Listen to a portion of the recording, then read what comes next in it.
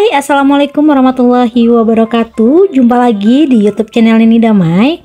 Baik adik-adik pejuang KSM IPS MTS, pada video kedua ini kakak akan melanjutkan membahas materi ujian KSM tahun 2023 kemarin untuk tingkat kabupaten kota mata uji MTS IPS.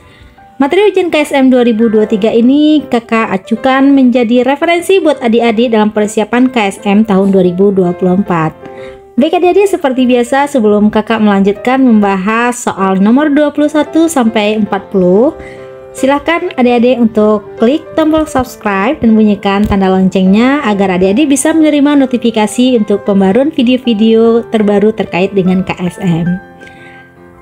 Jika sudah, mari kita lanjut untuk bahas soal ke-21. Soal ke-21. Kebutuhan akan kurma saat bulan Ramadan hingga musim haji sangat tinggi. Indonesia memproduksi kurma dalam jumlah yang sangat sedikit, hanya sekitar 1% dari total kebutuhan nasional. Oleh karena itu, Indonesia mengimpor kurma dari negeri Timur Tengah. Pada tahun 2018 mencatatkan nilai impor sebesar 39,9 ribu ton menurut Badan Pusat Statistik tahun 2018. Faktor penyebab rendahnya produksi kurma di Indonesia adalah: baik adik-adik, kita tahu bahwa tanaman kurma itu tumbuh subur di daerah yang seperti tanah Arab gitu ya. Tanah yang kita tahu kondisi kontur tanahnya itu terlihat gersang, terlihat tidak banyak tanamannya, tidak seperti kontur atau kondisi bentang alam yang ada di Indonesia. Apa penyebabnya di Indonesia itu rendah produksi kurma? Kita lihat yang A, lahan yang sesuai tidak terbatas. Berarti lahan yang sesuai banyak dong. Dari option yang pertama saja sudah salah. Yang B, lahan yang sesuai terbatas. Iya betul, karena di Indonesia tidak banyak lahan yang bisa digunakan untuk menanam tanaman tumbuhan kurma. Kemudian di Indonesia juga memiliki curah hujan yang tinggi, beda dengan tanah yang ada di Arab. Kemudian tanahnya lembab. Ya, karena curah hujan kita yang tinggi menyebabkan tanah kita di Indonesia itu tanahnya lembab. Kemudian pH-nya netral. Untuk tanaman kurma sendiri itu dia lebih cenderung pH tanahnya itu adalah alkali atau mengarah kepada basa. Dan kandungan garamnya yang rendah. Nah, untuk tanaman kurma itu dia tanah yang bisa dia tumbuh itu harus memiliki kandungan garam yang cukup tinggi. Jadi jawabannya adalah yang B. Kita lihat yang C. Lahan yang sesuai tidak terbatas. Option ini saja sudah salah. Kalau yang D, lahan yang sesuai terbatas, curah hujan tinggi, tanah liat. Di Indonesia itu nggak banyak tanahnya yang liat, lebih ke tanahnya yang lembab. Jadi jawabannya adalah B. Baik, kita lanjut ke soal nomor 22. Soal 22, di dalam ujian KSM, kakak yakin kakak bisa menjawab ini karena kakak ada bantuan untuk terjemahan dari Google misalnya. Tetapi ketika adik-adik menghadapi ujian yang real ketika KSM dan benar-benar blank akan pertanyaan dari soal bahasa Arab ini, nggak tahu sama sekali, lebih baik ditinggalkan. Salah satu strategi menjawab soal KSM adalah jika benar-benar tidak tahu sama sekali akan pertanyaan maupun jawaban, lebih baik ditinggalkan karena biasanya di dalam KSM itu berlaku sistem plus minus. Jika menjawab benar nilainya 4, jika salah minus 1. Tetapi sebagai referensi, mana tahu soal ini keluar untuk KSM yang 2024 ini, mari kita lihat terjemahan dari pertanyaan ini dan terjemahan dari option bahasa Arabnya. Kira-kira begini, komoditas pertanian unggulan dipengaruhi oleh kondisi geografis daerah produksinya. Manakah di bawah ini yang tidak sesuai dengan barang unggulan dan wilayah produksi Indonesia? Yang ini A, itu kopi di Lampung. Kalau yang B, kayu putih adanya di Sulawesi Tengah katanya. Kalau yang C itu karet ada di Sumatera Utara. Kalau yang D itu buah pala ada di Maluku. Yang tidak tepat itu adalah yang B. Kenapa? Kayu putih itu banyak dihasilkan di daerah Jawa Tengah dan di Jawa Timur. Itu dia. Kalau di Sulawesi Tengah, Sulawesi Tenggara, Sulteng ya, Sulawesi Tenggara, Sultra maksudnya Sulawesi Tenggara, itu lebih banyak ke bahan-bahan tambang logam gitu. Maka jawabannya yang tidak tepat itu adalah yang B. Kita lanjut ke soal nomor 23. Perhatikan hadis Ibnu Majah berikut. Inna tujjara yub'atsun yaumal qiyamah fujjaran illa manittaqallaha wa barra wa sadaqa. Yang artinya sesungguhnya pedagang akan dibangkitkan pada hari kiamat sebagai orang yang jahat, kecuali dia yang bertakwa dan berbuat baik serta berperilaku jujur. Sikap yang sesuai dengan hadis tersebut pada sistem perdagangan online adalah sesuai dengan interaksi sosial dalam bentuk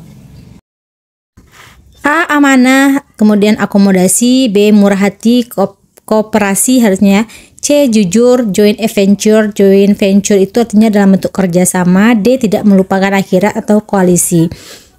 Yang sesuai dengan hadis tersebut adalah berperilaku jujur, maka jawabannya adalah yang C.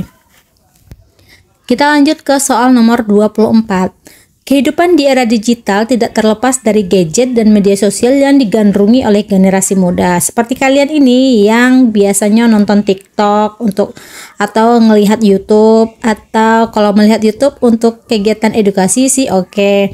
Yang dikurang-kurang itu adalah melihat TikTok yang isinya ya joget-joget.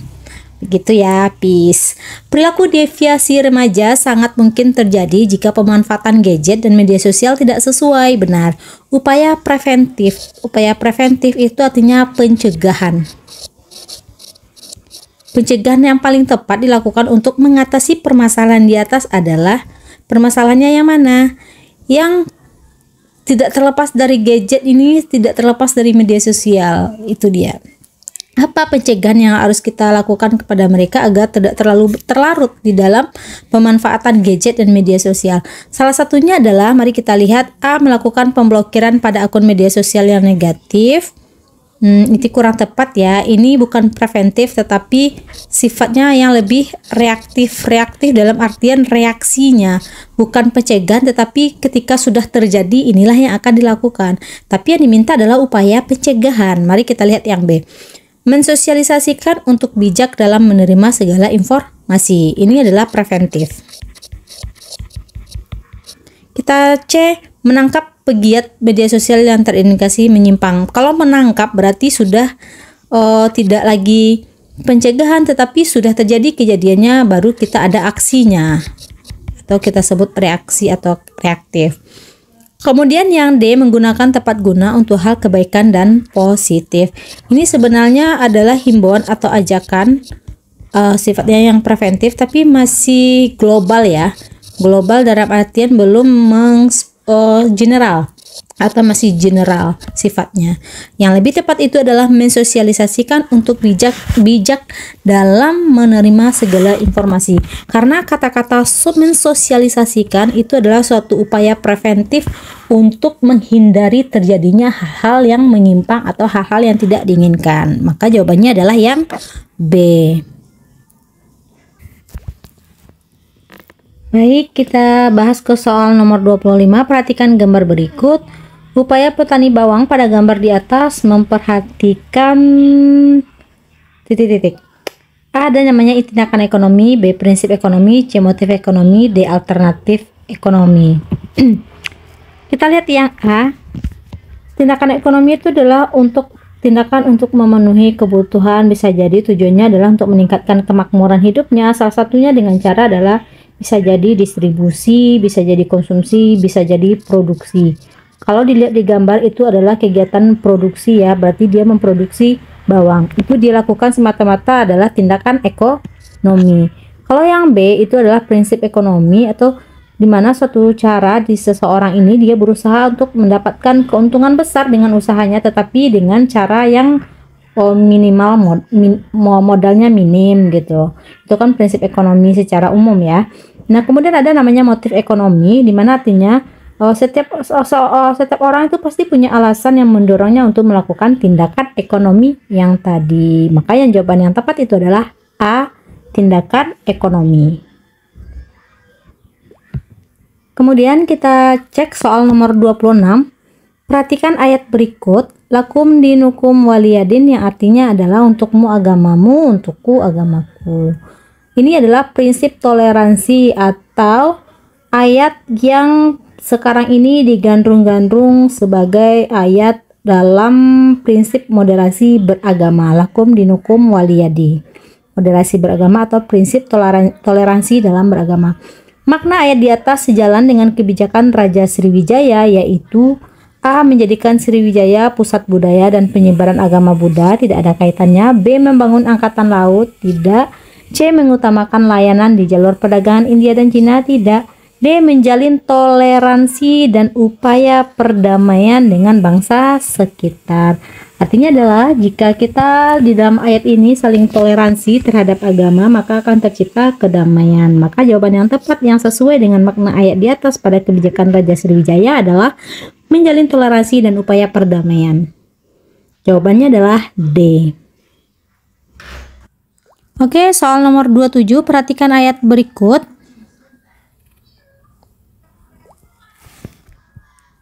Ayat berikut adalah surat An-Nahl. Surat An-Nahl ayat 125.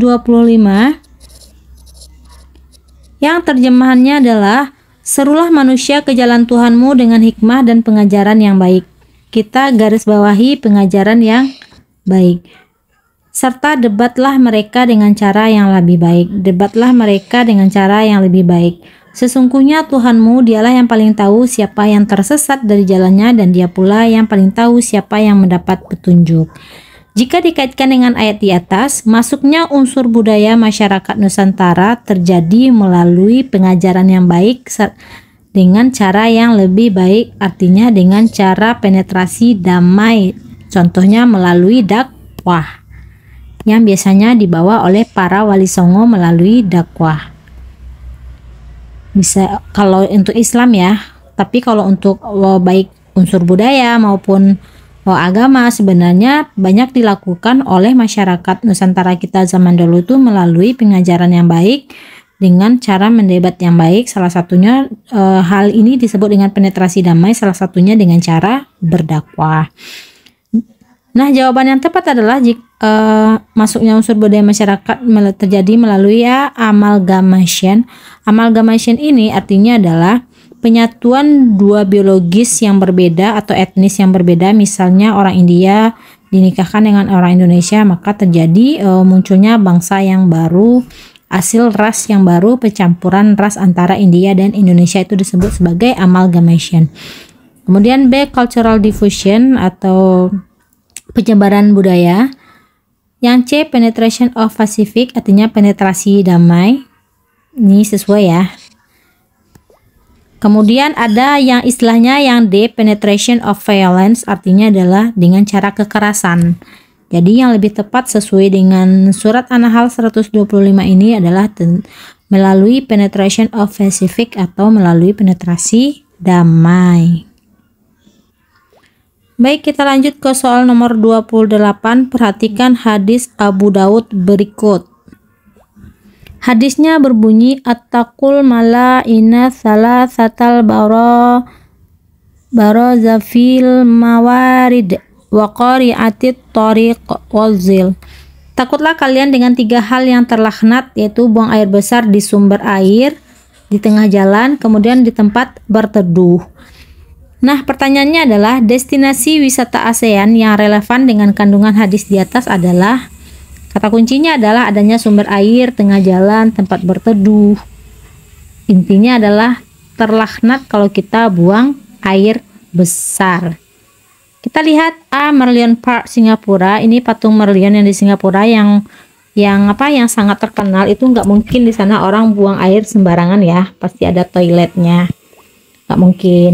Kalau yang B, Angkor Wat Kamboja, itu adalah destinasi tempat kuil, pasti juga ada toiletnya, tempat umum ya. Kalau yang C, Pinatubo Filipina, ini adalah wisata gunung. Wisata gunung biasanya kalau orang mendaki gunung, kita tahu lah ya, tidak ada tempat yang namanya toilet umum, tidak ada. Berarti orang kan pipis ya sembarangan, bisa di tengah jalan, di tempat-tempat berteduh, atau di sumber-sumber air seperti sungai dan segala macamnya. Maka yang tepat jawabannya adalah yang C. Sementara yang D, Cat Ba, Vietnam, itu adalah wisata pulau. Baik, kita bahas soal nomor 29. Pak Didik sehari-hari bekerja sebagai buruh petani. Beliau menyekolahkan anaknya di madrasah aliyah. Pak Didik ya, buruh petani, anaknya di madrasah aliyah di salah satu pondok pesantren. Pak Didik membanting tulang untuk membiayai pendidikan anaknya di pondok tersebut. Beliau sangat bangga dengan anaknya karena telah menyelesaikan pendidikan. Anaknya telah menyelesaikan pendidikan di pondok, bahkan melanjutkan studi ke luar negeri, sehingga masyarakat menganggap anaknya juga dikenal memiliki pengetahuan agama yang cukup baik. Kesuksesan di pondok mampu mengantar anak Pak Didik melanjutkan studi ke luar negeri. Anak Pak Didik telah melakukan mobilitas sosial, A. horizontal, B. vertikal naik, C. antar generasi, D. intergenerasi. Kalau ini enggak ya.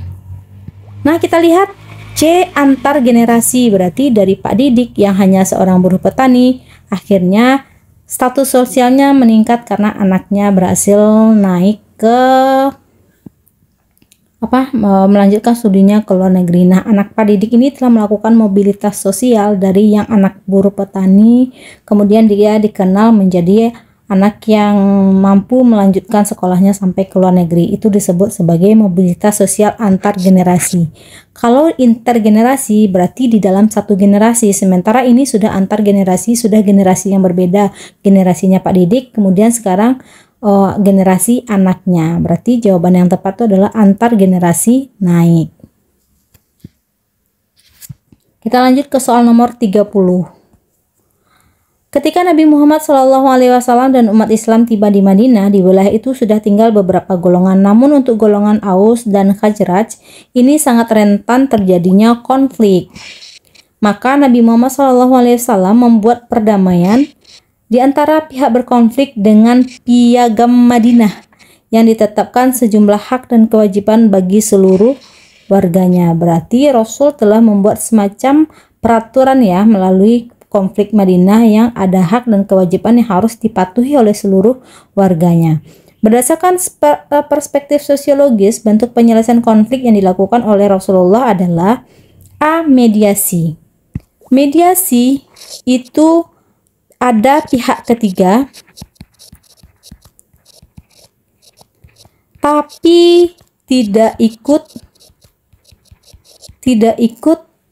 terlibat dalam hasil akhir atau keputusan. Itu dia. Kalau konsoliasi itu ada pihak ketiga, dia ikut memberi saran, tapi dia tidak ikut dalam pengambilan keputusan terakhir, tapi tidak ikut menentukan hasil akhir.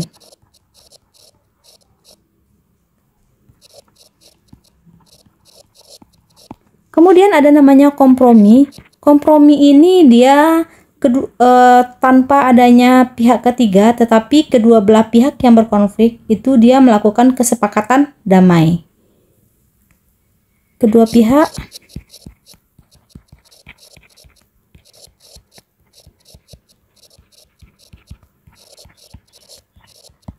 tanpa ada pihak ketiga.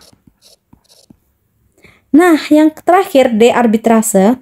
Arbitrase ini adalah semacam adanya pengadilan hukum dalam artian ada pihak ketiga yang berperan sebagai pengadilan hukumnya yang dia akan menentukan nanti hasil akhirnya berupa peraturan-peraturan atau ketentuan-ketentuan untuk menyelesaikan konflik kedua belah pihak ini.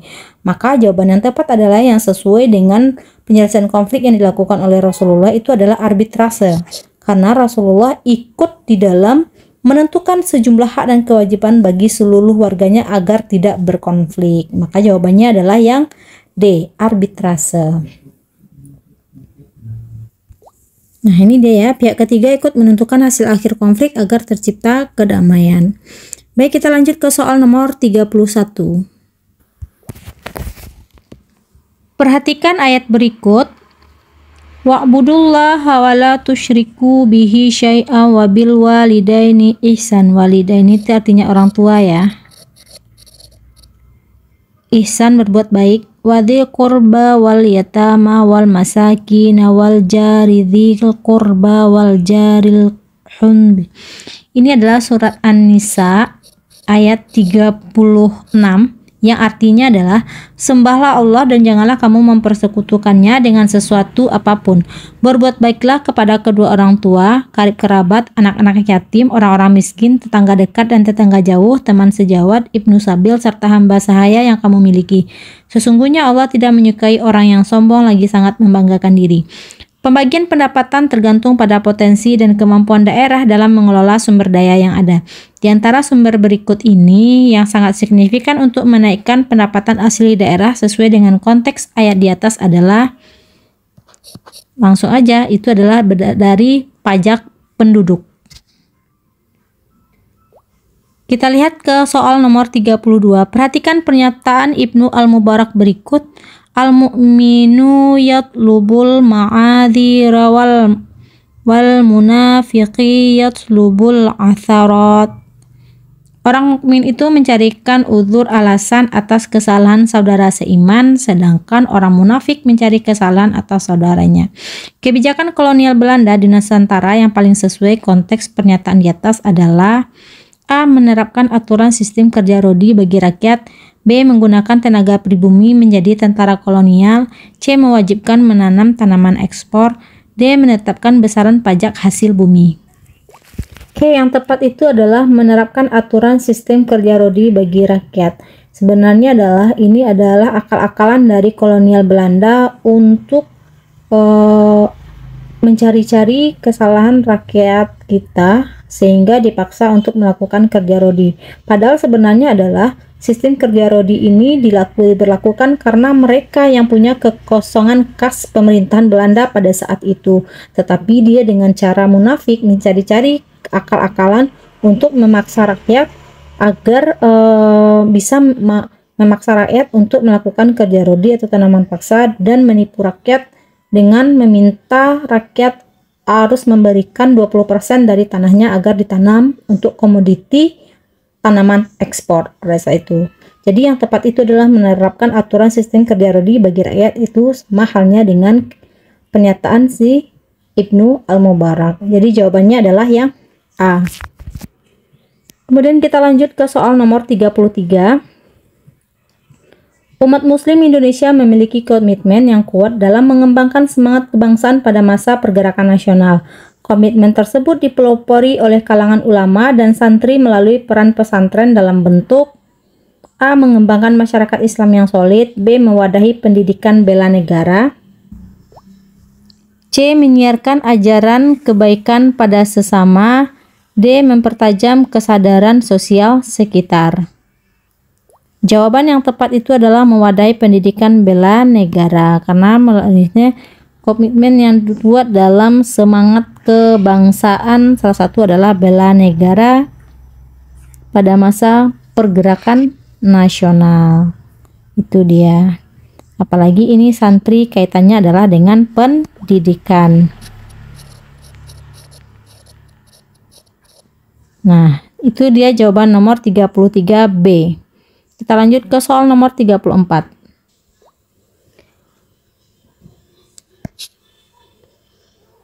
Daerah Andalusia merupakan pusat perdagangan dan peradaban Islam pada masa pemerintahan Bani Umayyah. Barang perniagaan, pelabuhan, dan kota industri terpusat di Andalusia. Umat Islam Andalusia diperbolehkan untuk melakukan transaksi jual beli dengan bangsa lain, termasuk dengan bangsa Eropa. Penggalan ayat yang paling tepat terkait kebolehan tersebut adalah, kita lihat option yang A, Wa ahallallahul bai'a wa harramar riba. Artinya adalah Allah menghalalkan jual beli dan mengharamkan riba. Ini ada pada surat Al-Baqarah ayat 275. Kemudian yang B, illa an takuna tijaratan antaradim minkum. Ini surat An-Nisa ayat 29 yang artinya kecuali atas dasar suka sama suka di antara kamu. Kalau yang C itu adalah surat Al-Isra ayat 35 yang artinya sempurnakan takaran apabila kamu menakar. Kalau yang D, Al-Mutaffifin ayat 3, apabila mereka menakar atau menimbang untuk orang, dia mengurangi. Jadi yang sesuai dengan pertanyaan di atas adalah penggalan ayat yang tepat adalah yang A, di mana Allah memperbolehkan kita untuk menghalalkan jual beli tapi mengharamkan riba. Kita lanjut ke soal nomor 35. Perhatikan penggalan ayat berikut. Ya ayyuhan nasu inna khalaqnakum min dzakari wa untha wa ja'alnakum syu'uban wa qabaila lita'arafu. Ini adalah penggalan dari surat Al-Hujurat ayat 13 yang artinya, wahai manusia, sungguh kami telah menciptakan kamu dari seorang laki-laki dan seorang perempuan, kemudian kami jadikan kamu berbangsa-bangsa dan bersuku-suku agar kamu saling mengenal. Sesungguhnya yang paling mulia di antara kamu di sisi Allah ialah orang yang paling bertakwa. Nah, pertanyaannya adalah pernyataan paling tepat yang menunjukkan dampak interaksi sosial dari eksodus. Eksodus itu adalah pindah ya. Eksodus penduduk berdasarkan ayat di atas adalah A. Masalah dampak interaksi dari eksodus penduduk. A. Masalah izin tinggal karena para pengungsi tidak memiliki identitas yang jelas. Eksodus ini orang yang pindah atau lebih tepatnya mengungsi. Dini yang perlu kita garis bawahi adalah saling mengenal. Kata kuncinya, kita berbangsa-bangsa, bersuku-suku agar saling mengenal. Yang B, problem bahasa dan budaya menyulitkan masyarakat setempat untuk berkomunikasi. Kalau kata kuncinya adalah saling mengenal, itu adalah berkaitan dengan komunikasi. Kemudian yang C, ada perbedaan kepentingan ekonomi antara pengungsi dan negara yang dituju, tidak. D, persoalan kemanusiaan mengharuskan negara lain menerima kehadiran mereka. Jadi yang soal nomor 35 ini jawabannya B ya, karena seperti yang di garis bawah ini saling mengenal itu berartinya komunikasi, tetapi dampak interaksinya menjadi permasalahannya adalah karena adanya perbedaan problem bahasa dan budaya si tempat kita mengungsi itu. Tujuh. Kita lanjut ke soal 36. Perhatikan penggalan ayat berikut. Innallaha la yughayyiru ma biqaumin hatta yughayyiru ma bi anfusihim. Surat Ar-Ra'd ayat 11 yang artinya adalah Allah tidak akan mengubah nasib suatu kaum sebelum mereka sendiri yang akan mengubahnya. Sikap sosial yang paling tepat berdasarkan nilai yang terkandung dalam ayat di atas adalah A. Menjaga silaturahmi dengan tetangga, sikap sosial ya. Yang ditanya adalah sikap sosial. B. Membuat komunitas pecinta lingkungan. C. Memupuk kebersamaan dalam berjamaah. D. Mengutamakan kepentingan umum. Dari semua yang ada, option D itu lebih mencakup ke semua option yang ada, dimana ketika kita sudah mengutamakan kepentingan umum, maka akan terciptanya hubungan silaturahmi yang baik, komunitas lingkungan yang baik, kemudian terpupuknya kebersamaan yang baik di antara society kita, ada makhluk sosial atau kelompok tempat tinggal kita, sikap sosial kita. Maka jawaban yang tepat itu adalah yang D. Kita lanjut ke soal nomor 37. Indonesia lebih unggul dalam memproduksi lobster mutiara dibandingkan Jepang, sedangkan Jepang lebih unggul dibandingkan Indonesia dalam memproduksi kendaraan bermotor. Menurut David Ricardo, kata kuncinya adalah menurut si David Ricardo, kedua negara tersebut dapat melakukan pertukaran barang karena mempunyai keunggulan A. Mutlak, B. Absolut. Sebenarnya ini sudah kena ya. Mutlak dan absolut itu adalah hampir sama, berarti tinggal dua pembanding kita yaitu C dan D. kita baca lagi, menurut David Ricardo, kedua negara tersebut dapat melakukan pertukaran barang karena mempunyai keunggulan. Ada dua teori perdagangan internasional, atau yang pertama keunggulan mutlak atau absolut, itu pencetusnya adalah Adam Smith. Kemudian yang kedua ada keunggulan komparatif, itu pencetusnya si David R. Kita punya pembanding, kalau misalnya si Indonesia punya unggulan lobster mutiara, tapi Jepang nggak punya lobster mutiara. Sementara Jepang unggul dalam memproduksi kendaraan bermotor, tetapi Indonesia nggak mampu memproduksi kendaraan bermotor, maka itu ada semacam suatu hubungan nanti yang timbal balik, yang keunggulannya adalah yang sifatnya adalah komparatif. Maka jawabannya adalah yang C. Kita lanjut soal nomor 38. Syafruddin Prawira Negara merupakan tokoh perjuangan di masa awal kemerdekaan bangsa Indonesia. Berkat ketokohannya, ia dianugerahi gelar pahlawan nasional oleh pemerintah karena Syafruddin Prawira Negara ini pada saat ibu kota Yogyakarta yang pada saat itu menjadi ibu kota negara, yaitu Yogyakarta, itu kan diduduki Belanda. Maka dengan atas inisiatifnya Syafruddin Prawira Negara ini membuat namanya PDRI atau Pemerintahan Darurat Republik Indonesia di Bukit Tinggi. Nah, itulah dia kenapa berkat ketokohnya itu ia dianugerahi gelar pahlawan nasional oleh pemerintahan, karena dia mampu memimpin pemerintahan darurat Republik Indonesia waktu itu di Bukit Tinggi ketika ibu kota Yogyakarta diduduki oleh Belanda. Jadi jawabannya adalah D. Kita lanjut ke soal nomor 39. Presiden Republik Indonesia selaku Ketua ASEAN melalui KTT di Labuan Bajo tahun kemarin pada tanggal 9-11 Mei 2023 mengajak seluruh delegasi bersatu dalam menghadapi ancaman perubahan iklim di segala bidang. Anggota ASEAN bersama-sama melakukan tindakan sosial untuk mengurangi bahaya perubahan iklim, di mana proses tersebut dinamakan mitigasi perubahan iklim. Itu namanya KTT ASEAN kemarin ya, yang di Labuan Bajo, nama apanya mitigasi perubahan iklim. Baik, kita lanjut ke soal terakhir, soal 40. Perhatikan penggalan ayat berikut. Wa huwal ladzi yursilur riyaha busyra baina yaday rahmatih hatta idza aqallat sahaban thiqalan suqnahu li baladin mayyitin fa anzalna bihil ma'a fa akhrajna bih min kulil thamarat.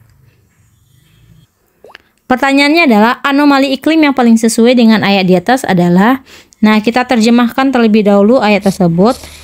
Ayat tersebut adalah surat Al-A'raf ayat 58 yang artinya, dan tanah yang baik tanam-tanamannya tumbuh subur dengan izin Tuhan.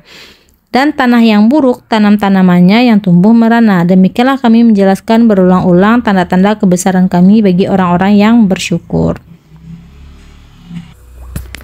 Nah, terjemahan ayat tadi adalah surat Al-A'raf ayat 57 yang artinya dialah yang meniupkan angin sebagai pembawa kabar gembira, mendahului kedatangan rahmatnya yaitu hujan, sehingga apabila angin itu membawa awan mendung, kami halau ke suatu daerah yang tandus lalu kami turunkan hujan di daerah itu.